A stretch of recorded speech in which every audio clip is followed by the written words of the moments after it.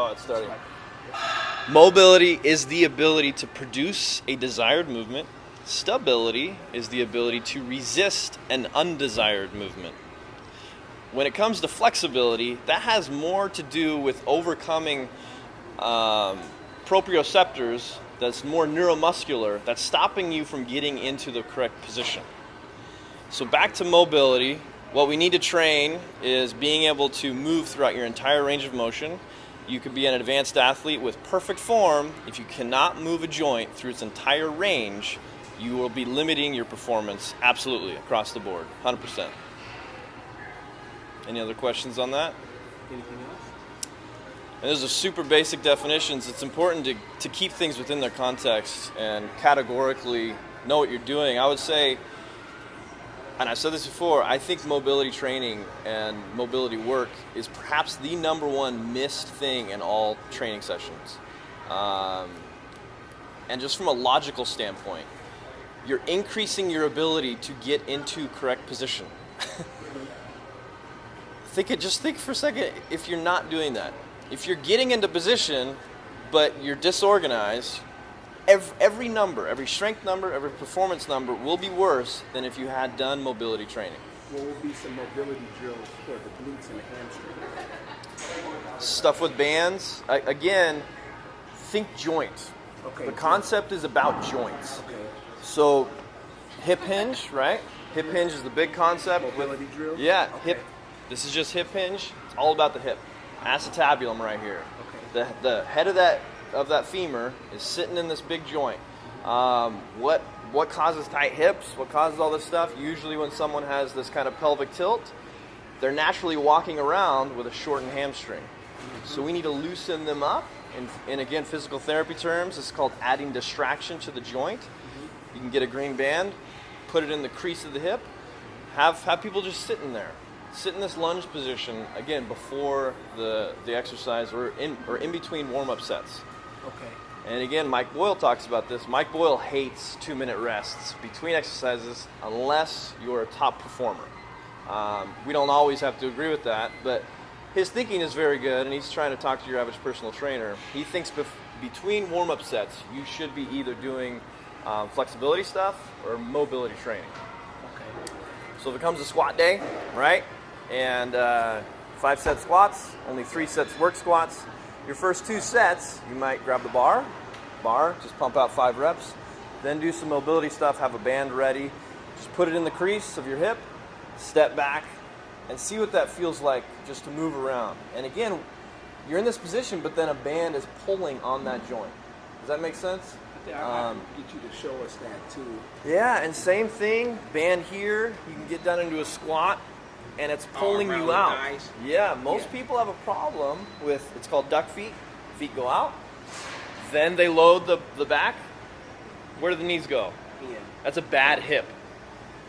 When the knees go in, it's like you're screwing this bone out of the hip. Okay. So I tell people to do the opposite. Feet forward, knees out. This is screwing that into the joint. You're so much more stable if you do that. Okay. Then there's stuff you can do for that. Add distraction. Put a band around the knees that reminds someone something's pulling my knees in. Then they have to push it out even more. Do you ever squat like that? Yeah, Okay. I have elderly people do that with the squat because again they have even more of a problem. You do every heavy squats like that? Sometimes. Okay. And again, have you ever heard of Malcolm Gladwell? He wrote Tipping Point, all those things. Okay, you might be the only person that has actually said yes after that. Yeah. So he has a book called Outliers. Outliers are unique individuals who can do special things. We should not look at outliers as our examples of how to do movement. Professional athletes, the top performers, are outliers. So when we see outliers and we see toes out, everything's good, even if we look at one rep's, perfect record form, their form might not be so good. If we then copy that for our average training, that's not going to be so good because their entire training has been perfect. We should actually look at the steps they took to get there instead of their final step. Right. And that's the same thing in business and everything. Coaches do. Yeah. What kills me is the coaches like Oregon. Like you have probably every school now that tries to mimic the Ducks offense. It's interesting. Yeah. You should mimic the Ducks offense 5 years before they became the Ducks. Yeah. And you should look at the steps they took to get where they're at instead of just mimicking where they're at now. Yeah. Yeah. But anyways, that's a tangent.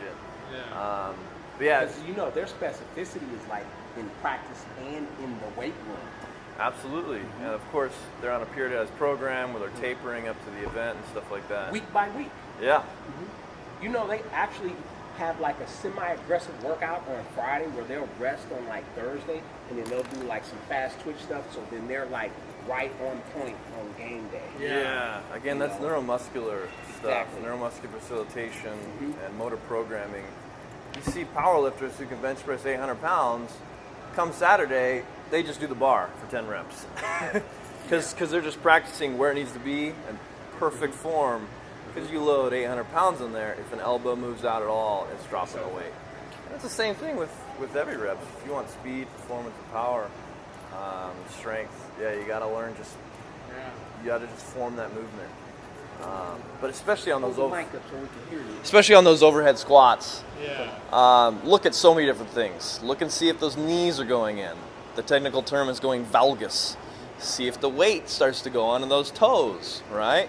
Yeah. See if you do have duck feet. The reason I tell people not to go duck feet is because that will make it even harder to keep the knees out. Your knees are going to go in. That's not to say when it comes time for you to go to the Olympics, which you probably have no interest in, Yeah. you can't put your feet out. I wouldn't mind winning the gold. Yeah. Yeah. Once you go there, you're allowed to do whatever you want. But in training, we're going to go for perfect form first. Let me ask you this, and this is completely off the subject. You said Olympics, and it reminded me of the track and field years ago on playing Nintendo. Oh, yeah. Do they have games like that now with the Olympic lifts included? They like do, track and field, yeah. where they do the snatch or I'm clean or pretty whatever? sure, yeah. It is interesting. Yeah, they've got a lot of that Remember we stuff. used to do like the sprint and long jump, and you do this thing, and then Yeah. they jump. Yeah. Yeah. Yeah. Do you do deadlifts? Yeah. Do you do single leg deadlifts? No.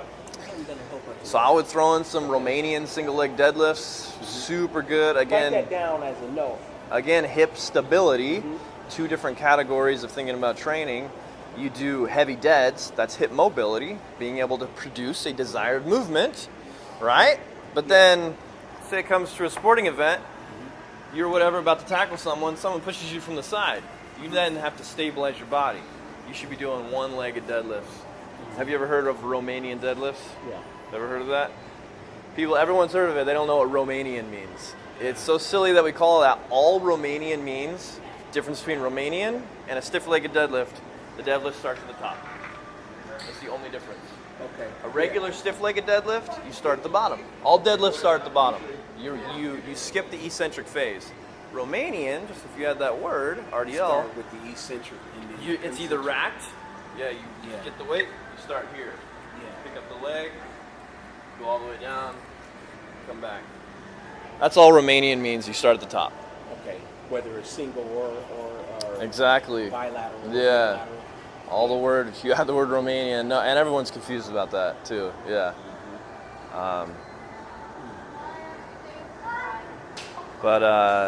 Yeah, for shoulder mobility, I'd say some of the top three stuff is going to be, if there's a keyword, and I like to tell my clients, I'm going to be quizzing you next week.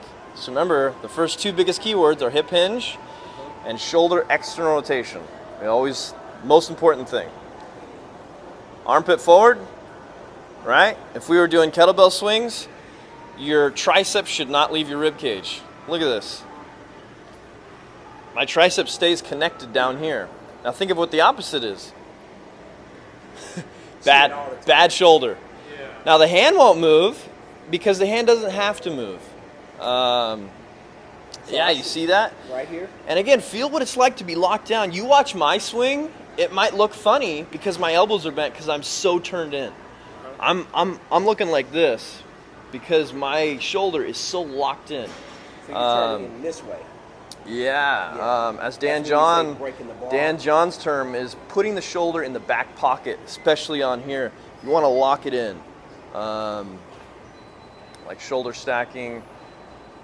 said you talked about shoulder packing before. Packing, that's a technical term. Yep, shoulder packing, again, why I love Turkish get-ups. You're having to stabilize the entire movement while you hinge, while you stabilize the spine. You hold it up there the whole time. And again, that's a unilateral movement. So is it, so we talked about hip mobility, shoulder mobility, something for the knees, knee or ankle mobility?